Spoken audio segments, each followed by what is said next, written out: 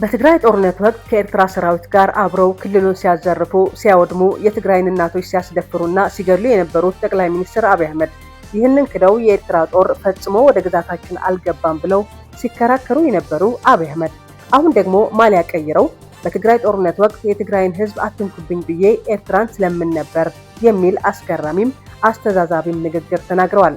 በሌላ በኩል ይህ ንግግራቸው ኢትዮጵያና ኤርትራ ጸብ ውስጥ መሆናቸውን በግልጽ ያመለከተ ነበር። ታስታውሱ ከሆነ መቀሌ ልንገባ ጥቂት ሲቀረን የ3 ቀን አልቲማተም ብለን አውጀን ነበር። ብዙ ሰው ሚስጥሩ አልገባው። የቸገረንኛ ሽሬን ስለቅ ከኋላ ይገባሉ፣ አክሱም ስለቅ ከኋላ ይገባሉ። አሁን መቀሌ ስንገባ ደግሞ ገብተው ትልቁን ከተማ ዳሜጅ ያደርጋሉ ብለን ከነሱ ጋር ከአሁን በኋላ ከውቅሮ እናልፋለን ብትሉ ወያኔ ትተን ወደ እናንተ ነው የምንዞረው ውጊያው ብለን ውቅሮ ላይ የሚጠብቅ ፎርስ አስቀምጠን ነው መቀሌ የገባ ነው እንዳያልፉ ማለት ነው። ዛሬ ይህንን ጉዳይ በስፋት እንዳሰሰዋለን። ከ7 ዓመታት በፊት ወደ ስልጣን የመጡት አብይ አህመድ ለውጥ መኖሩን ለማስመስከር የሞከሩበትና የሞቀ ቅቡልነት ካስገኘላቸው እርምጃዎች አንዱ ከኤርትራ ጋር እርቅ መፍጠራቸው ነበር።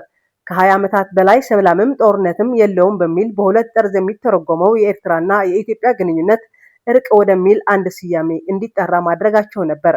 ይህ እርምጃቸው የሁለቱም ሀገራት ህዝብ ብቻ ሳይሆን ዓለም አቀፍ ማህበረሰቡም ያስደሰተ በመሆኑ ነበር የኖቤል ሽልማትን እንዲጨብጡ በር የከፈተው። The Nobel Peace Prize laureate of 2019 Prime Minister.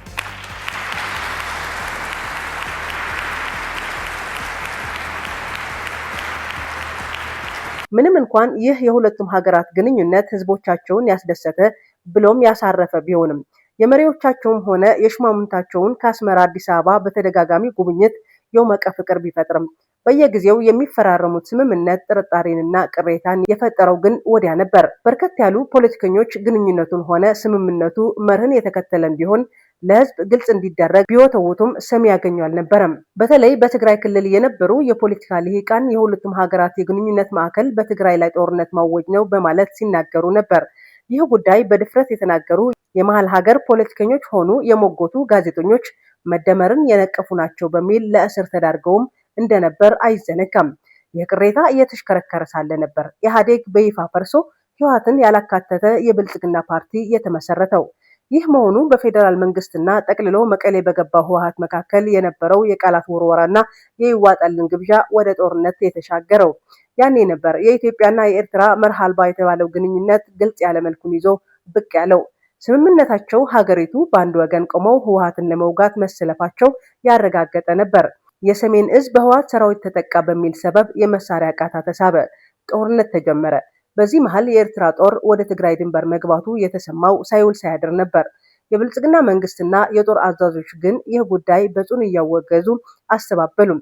የትግራይ ህዝብ በሻዕቢያ ሰራዊት ሲገደል፣ ሲዘረፍ፣ ትግራይን በከበባ ጠፍንጎ የእርዳታ እህል እንዳይገባ መንገድ ዘግቶ፣ መሰረታዊ አገልግሎት ባንክ፣ መብራት፣ ኔትወርክ አቋርጦ በየዕለቱ በድሮንና በጀት ትግራይን እየደበደበ የትግራይን ሴቶች በሻዕቢያ ሰራዊት እየተደፈሩ እየተዘረፉ የሀገሪቱ ጠቅላይ ሚኒስትር ግን በህዝብ ተወካዮች ምክር ቤት ጭምር ቀርቦ አላየሁም አልሰማሁም አለ።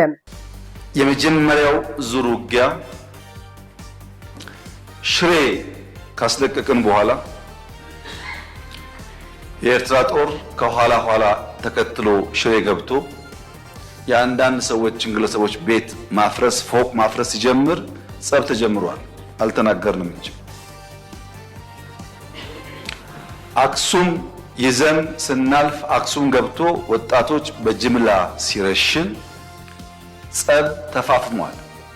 ይህ ጉዳይ ሲዘግቡ የነበሩ ጋዜጠኞች ታሰሩ፣ ተሰደዱ።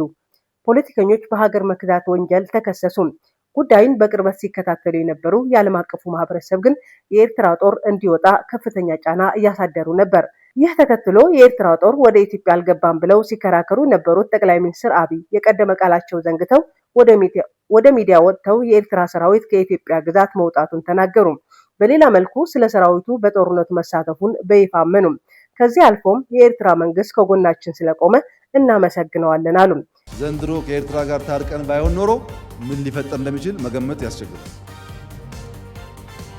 መታረቃችን የግለሰቦች አለመሆኑን መታረቃችን የህዝቦች መሆኑን ከኤርትራ መንግስት በላይ የኤርትራ ሕዝብ በተግባር አሳይቶናል።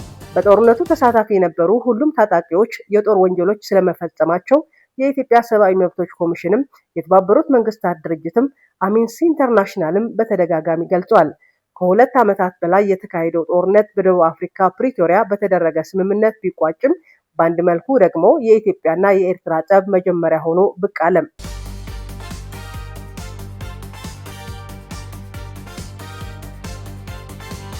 ምንም እንኳን ሁለቱም ሀገራት በመሃላቸው ስለገባው ንፋስ ይፋዊ የሆነ ማብራሪያ ባይሰጡም የተለያዩ ፖለቲከኞች ግን የሰላም ስምምነቱን የኢትዮጵያን ለማድቀቅ ቆርጦ ለተነሳው ኢሳያስ አፈወርቂ ምቾት አልሰጠም፣ በዚህ ሳቢያ ተኳርፈዋል ሲሉ ተደመጡ። በዚህ መሃል ኢትዮጵያ የቀይ ባህርንና ወደብ የማግኘትን አጀንዳ በይፋ ወደ አደባባይ ስታመጣ ኤርትራም ተቃውሞ አሰማች። ይህ ሰጣ ገባ እያደገ ሄዶም ዛሬ ሁለቱ ሀገራት ወደ ጦርነት ሊያመሩ ይችላሉ ከሚል ሊሆን ይችላል ያለፈ እርግጠኝነት ላይ የተደረሰው። የኢትዮጵያ የውጭ ጉዳይ ሚኒስቴር በቅርቡ ለተባበሩት መንግስታት ድርጅት በላከው ደብዳቤ ኤርትራ የኦነግ ሸኔንና የፋኖ ኃይሎችን በማስታጠቅ ላይ ትገኛለችና አሳርፉልን ሲል ስሞታውን አቤት ብሏል። አሁን ደግሞ ጠቅላይ ሚኒስትር አብይ አህመድ ኢትዮጵያና ኤርትራ ጸብ ውስጥ መሆናቸውን ለመጀመሪያ ጊዜ በአደባባይ አምነዋል። አብይ በንግግራቸው የሁለቱም ሀገራት ጸብ የተጀመረው የቀይ ባህር አጀንዳ ሲነሳ ሳይሆን በትግራይ ጦርነት ወቅት ነበር ብለዋል። በጦርነቱ ወቅት ኤርትራ የሀገራችንን ድንበር አልፋ አልገባችም ሲሉ የነበሩት ጠቅላይ ሚኒስትር አብይ ዘግይተውም ኤርትራ ስለረዳችን ነው ጦርነቱን ያሸነፍነው ያሉት አብይ አህመድ አሁን ጭራሽ ከኤርትራ ጋር የተጋጨሁት በትግራይ ህዝብ ምክንያት ነው የሚል ሌላ የሐሰት ፕሮፓጋንዳ ይዘው መጥተዋል። የሚያስተዳድሩትን ህዝብ ሾርት ሜሞሪ ያለው ህዝብ እያሉ የሚዘልፉት ጠቅላይ ሚኒስትሩ የተናገርኩት ሁሉ ይረሳልኛል ብለው እዛው ውሸት በተናገሩበት ፓርላማ ወንበር ላይ ተቀምጠው ይህንን ብለዋል። ጸቡ የተጀመረው ብዙዎች እንደሚያስቡት የቀይ ባህር ጉዳይ ሲመጣ አይደለም።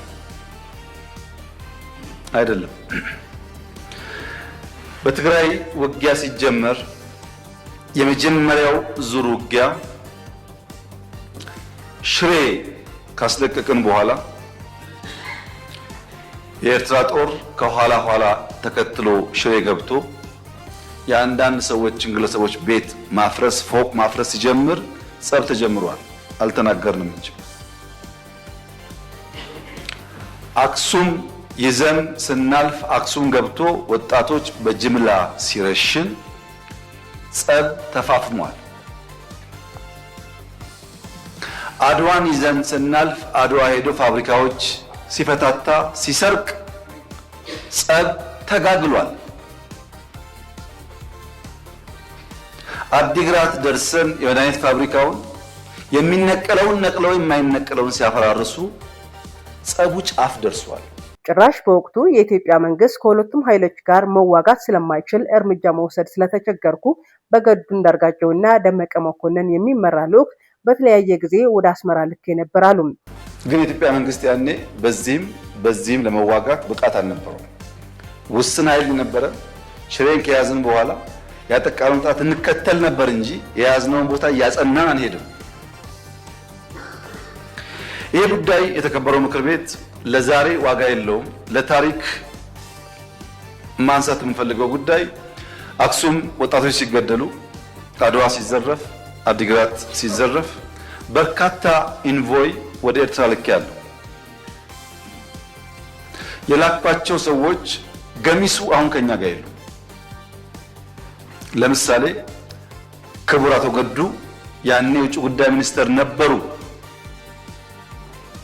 ከአንዴም ሁለቴ ኤርትራ ልኬያቸዋለሁ። የላኳቸው የትግራይን ህዝቤን አታገሷቅሉ፣ ሀብቱን አትዝረፉ፣ ጸቡ ከቲፒኤልኤፍ እንጂ ከትግራይ ህዝብ አይደለም የሚል ነው። አቶ ገዱ አሁን እኛ ጋር የሉም፣ ግን ክር አላቸው፣ ህሊና አላቸው። ዛሬ ቢደብቁ በታሪክ ውስጥ ይወጣል።